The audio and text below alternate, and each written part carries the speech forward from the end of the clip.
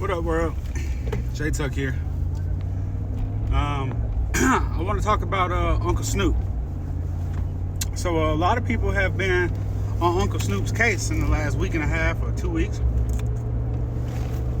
And I want to say, I want to have an uncomfortable question and just play devil's advocate for a minute. You know, Snoop Dogg has been out since 87, 88, 89, all in the 90s, 2000s. He's always remained relevant, right? Now, I'm from the West Coast, so like, you know, Uncle Snoop really can't do no wrong, in my opinion. But I've been noticing, you know, ever since he landed the deal with Martha Stewart, I've been noticing how his character is in question. And what I mean by his character, I mean by, like, you know, he can be sold to the highest bidder. And I've known that for a while now, and I was like, you know what? You know, not my monkey, not my circus. And I don't mean that in a disrespectful way. I mean that in a way of, you know, Uncle Snoop is trying to do whatever he can to get to that bag. He got 99 crimes, liquor, wine. You know, he got this, he had his, you know, he's always in movies. And for the life of me, he was in Day Shift with Jamie Foxx. And no matter how old he gets, he's always landing some type of money-making role or some type of... He's always getting a check. Mac and Dev go to high school. Damn, you name it. He had his own football movie on Peacock. I mean, not Peacock, but on Amazon Prime, which was hard, by the way. I enjoyed it. I ain't gonna lie. I enjoy Uncle Snoop's films. You know, I don't think y'all remember... y'all remember Bones? The movie Bones?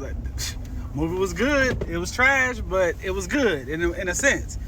So when he landed this role with Martha Stewart and this cooking show with Martha, I was like, how is he gonna swing this? You know, how is he gonna try to make this cool? I never really watched the show, so I'm not gonna give an opinion on that.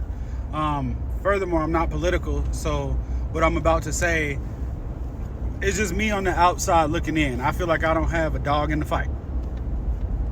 So I want to ask the uncomfortable question because I saw Nelly the other day on live with a guy. I don't know his name. Y'all can correct me in the comments or whatever. And they were asking him why he was willing to perform for Donald Trump's inauguration.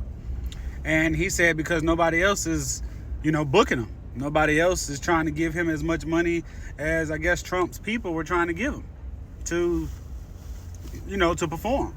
Now, the clip that I saw of Snoop Dogg, I saw him behind a DJ table, which I didn't know Snoop was ever a DJ. Maybe this is a new profession.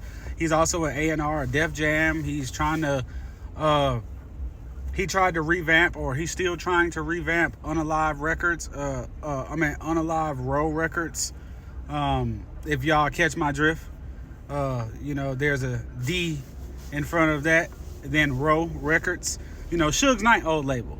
You know, we just dropped the album not too long ago with a whole bunch of older rappers. I ain't gonna call them old heads, but a whole bunch of older rappers.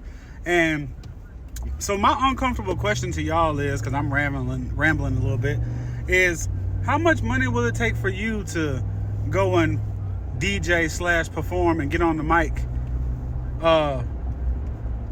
for Donald Trump, even though your core values may be forget Donald Trump, you know, like YG song said, I ain't even gonna curse, you know what I mean? And I remember when Trump's first you know, when he was first running the first term, I remember that Snoop Dogg and YG were the advocates of F Donald Trump. You know what I mean? And I don't want to, you know, get banned from TikTok for saying the wrong thing about politics. But, you know, I remember Uncle Snoop telling the world and going on interviews, and he was saying how, you know, when he did the video with YG, and there was a part in there where there was a clown that was in the video that had a pew pew and pointed it at the guy that was playing Donald Trump and, like, you know, fatally hurt this man. And let Snoop Dogg tell it, Donald Trump and the Secret Service, or Donald Trump's Secret Service, came to his house and sat down with him in the living room and had a conversation with him. I mean, and the way Uncle Snoop was talking about it was like he couldn't believe it. It still forget him. So my question is, you know, how much money did Trump pay Snoop? Because this is where it becomes tricky, where, you know, my dad taught me a man who doesn't stand for something will fall for anything. And I'm starting to really question what is Snoop Dogg standing for? During his first election, did Hillary pay Snoop to, you know what I'm saying, say F Trump? And now Trump is paying him to jump on the bandwagon and support? Is he now all of a sudden all in favor of everything that Trump is trying to do? What changed? I want to ask the uncomfortable question on what changed between the 4 years. Between the 8 years. What changed?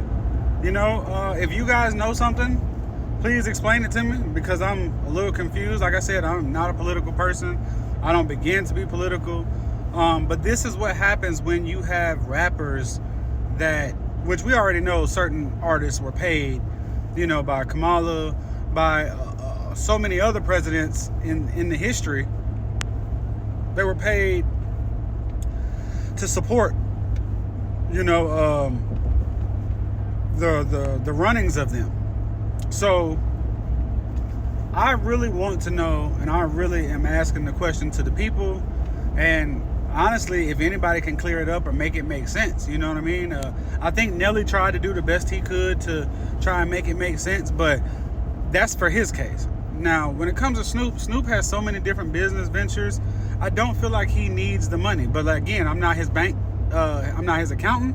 I'm not in his bank. I don't see his bank account. But just to play devil's advocate, what if Snoop Dogg really needed the money? What if you guys really needed the money? Would you go against your core values? This is an uncomfortable conversation, an uncomfortable question for a lot of people. Because, you know, we got the girl on ESPN, not to try and throw that into politics, but everybody's frowned upon her who slept her way to the top or slept her way on TV and stuff like that. But there are a lot of YouTubers and a lot of TikTok people that said, you know, there are men and women out here that are honestly sleeping with people for free. You know, what's wrong with that? What's wrong with what she did? And so if people can say that, where are the people that are saying what's wrong with Snoop Dogg going back on what he said? And, you know, anybody that supports, you know, Donald Trump or pulls up to the inauguration and stuff, or buffoons and, you know, coonery and this and the third, all these different words that Snoop said. Because, you know, the internet don't let you forget nothing. The internet will be like, well, remember this time when you said this and that? Yeah, so now they on Snoop's ass. And, you know, Uncle Snoop becoming Uncle Tom isn't too far-fetched, because I think this is long overdue. I think these old heads and these old rappers are, you know, finally, the world is finally catching up, and they're finally, you know, picking up what they putting down. T.I. said it best. It'd be a shame to see your favorite rapper lame as hell. And that has always stuck with me, because, you know, I looked at these rappers and I'm watching these rappers get old, and this whole facade of them being the coolest person in the room or the coolest person in the world stops after they stop rapping. And now they become regular people, and they have to act accordingly. You know, Snoop Dogg still raps, but it ain't the same. He don't have to. You know, in the words of T.I., that's my 2 cents. Y'all keep the change. Thanks for listening. J Tuck, out.